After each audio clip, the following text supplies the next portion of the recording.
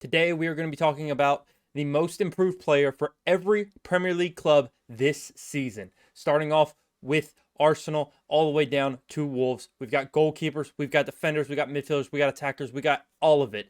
And we're going to talk about starting off with Arsenal, David Raya. Last season for David Raya, obviously a fantastic season. He won the Golden Glove. I mean, what else is there really to say? However, he did struggle, have a few lapses during the early stages of last season, making 3 errors that led to goals. Fast forward to this season, and he's yet to make a single mistake that's even led to just a shot. He's boasting a 7.7 average sofa score rating. It's clear he's upped his game, especially considering he was competing against Aaron Ramsdale for the starting spot. Now he's got the position all to himself. Little to no competition with Neto on the bench behind him. Smooth sailing for David Raya this season. Next up, we have a player who I mentioned was potentially on the move this summer. It didn't look like he was going to really fit into the plans of Unai Emery. Youri Tielemans, a mixed first season for the Belgian midfielder. He's become much more dynamic this season. 4.0 balls recovered, 2.7 tackles, 0.7 interceptions per game, making a significant rise from last season's defensive numbers. His SofaScore average rating has also jumped from a 6.94 last season to a 7.5, showing he's taken an extreme leap forward. For Bournemouth, we have Semenyo. Obviously, I've talked about him quite a bit, taking this step up in his game since the departure of Dominic Solanke. He had 10 goal contributions last season, but this season he's already had 4, and his overall play has got him at a 7.3 average SofaScore rating. While he's outperforming his XG, there's still room for growth in converting more chances created by his teammates, as well as his currently he has a 1 assist, but he does have like a 1.97 expected assist, somewhere around there. He is probably should have a second assist based on his expected assists so far this season. Now we've got our first defender on the list. It's going to be Nathan Collins of Brentford. Their defense has been so much stronger this season, thanks in a large part to him. Previously, he was error prone. He's cleaned up his act with 0 errors leading to goals or shots this season. His tackling and overall composure have improved, resulting in a 7.33 average SofaScore rating this season, an extreme leap from where he was last season. Now, Brighton, we have Carlos, I believe it's pronounced Baleba. We're going to call him Carlos, though, throughout the course of this. He's been a key figure for Brighton. He only started 15 matches last season, but he's already registered a goal and assist this season while also showing up defensively. With increasing receptions, tackles, and ball recoveries, his campaign looks promising this season. Up next is a player that I truly believe has become overhated, and I'm one of the players that hated on him last season, expecting much more from him at the beginning of last season when he joined Chelsea as their number 9. Obviously, it looked like they were linked to Osimhen back then as well.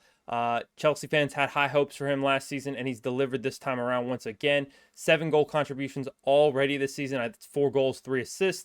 He's on track to surpass last season's 19 goal contribution. He's showing not just confidence, but also maturity in his game, especially in the final third, what Chelsea have desperately needed for these last few seasons. Up next, we have Crystal Palace's Tyreek Mitchell, a player who has evolved into a very solid left back over the course of these last few seasons, but I think he's taken the biggest leap so far this season. His attacking stats have been really the biggest improvement. He's already created 3 big chances this season. He's averaging 1.3 key passes per game. He's not just a defensive presence anymore for Crystal Palace. He's also meaning something. He's also improving his game going forward. Up next, we've got Everton. In the 8th team we're going to talk about, it's Dwight McNeil, easily. He was probably their best player last season with 9 goal contributions. He already has 5 this season, and he's already got 7 big chances created. He had 17 big chances created last season, one of the most creative players in the Premier League last season, and he's doing it once again on an even more, maybe more pressure on him to get those goals and assists for the team. He's looking sharp, he's looking confident, and he will play a crucial role if Everton are going to survive this season. I feel like this player gets mentioned for Fulham every single year because of how explosive he is, how physical, how athletic he is, but it's Adama Traore for me. Maybe his goals and assists aren't always there. He's finally getting more starts this season compared to last. He's contributed 3 goals as well. While he's still missing quite a few clear chances that maybe he should be putting in the back of the net, the fact he's consistently getting into these opportunities is a positive sign, and just he's done a lot more in the build-up for Fulham these past few matches than he has done previous. The newly promoted teams, it was very difficult for me to pick. Starting off with Ipswich of these newly promoted teams, I've gone with Leif Davis. Obviously, you could go with Delap, obviously coming through a academy system, but he's transitioned from being a standout in the championship to holding his own in the Premier League. During week one, when they played Liverpool, I believe it was, they played on the first week, he was caught out of position for one of Liverpool's goals.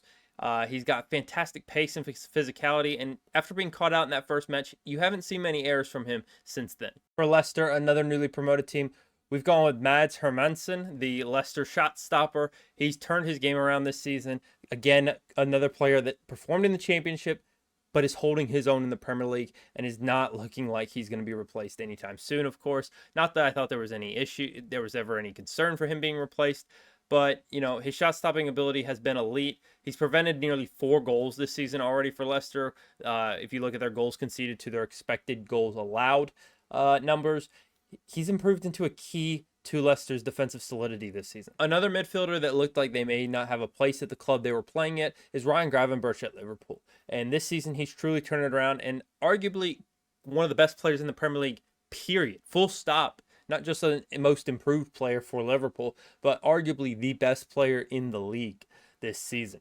He's playing nearly every minute for the team, improving his defensive numbers with more tackles and interceptions, proving to be very reliable under Arne Slot in the midfield. Another player who may be similar to Adama Traore hasn't really got the goals and assists to back up his improvement, but a player whose form has steadily improved this season for Manchester City is Jack Grealish. With more dribbles, successful dribbles, and more key passes per game, he's finding ways to impact matches even when it's not directly involving goal scoring. It's a quieter improvement compared to some of the other names on this list, but one City will value this season. For Manchester United, it's pretty simple for me. Amad Diallo of his glimpses of his potential. Again, this one was a little difficult just because of how poor Manchester United have been. He's one of the very few players that have more than one goal involvement for the Red Devils this season. He's becoming a much more regular starter for them and has already matched his goal and assist tally from last season. He could grow into a key factor for United going forward this season. We'll just have to wait and see, but he has been an improvement on what he has previously been in a team that has a lot of regression going on. While Newcastle are suffering from the absence of Alexander Isak, there has been a player that's benefited. Harvey Barnes has gotten a lot of minutes on the left side, his more natural position, while Anthony Gordon is playing in more of a central striking role for Newcastle. With 3 goals and assists, he's already on pace to surpass last season's output. His dynamic play on the wing has really kept defenses on their toes, and it's really been impactful as they look to go forward. And they have a confident player that can play on the left if Anthony Gordon does need to play centrally or does need to play come off the left side. Up next, the player that departed Newcastle is Elliot Anderson. He didn't get many starts, very much playing time at all for Newcastle last season. This season, he's gotten plenty of game time, and he's taking advantage of it. He's already matched his assist tally from last season, and he started 6 of the first 7 games, showing a lot more consistency in his game time, and I expect to see more improvements in his game over the season. For Southampton, I've not seen much improvement in this squad at all. They're trying to play out of the back. They're trying to play more and more different positions. None is my answer for Southampton. There's not been any improvement in this team this season. They've looked about the same as they have since week 1. I haven't seen anyone really step up their game from previous seasons. I tried looking through the championship at some of their players who have maybe gone from championship to Premier League and really improved. A lot of their players from the Premier League season before, 2 years ago, was in that championship squad and have played again this season as well. It's very disappointing for Southampton, but I don't have any players to list off for you. I'm sorry. A player who's played a lot different role this season, and that's kind of why I picked him rather than maybe a Brennan Johnson or any of those types of players. I've gone with Dejan Kulusevski. Again, not a significant change in his goal and assist tally. He's got 1 goal and 1 assist so far this season, but he's playing in a much more central role with Maddison, and his contributions to the build-up play have been significant for Spurs, making a vital cog in that system. We could see much more output from him, but I think he's been fantastic. I think he's definitely improved compared to the seasons before. For West Ham, it was a little difficult because West Ham haven't really been performing to the level they would expect this season. Again, another team with a lot of regression in the squad this season. Konstantinos Mavropanos, has shown solid improvement in defense. His tackling, interception, and most notably his dual winning rate have all improved this season. With no errors leading to goals this season, he's become much more reliable at the back for the Hammers. The final player that we have is Wolves' Ryan Aït-Nouri. He's got 2 goals and assists last season. His attacking contributions this season have seen an upturn. He's already scored twice and assisted twice, so he's already got more goal contributions than he has before.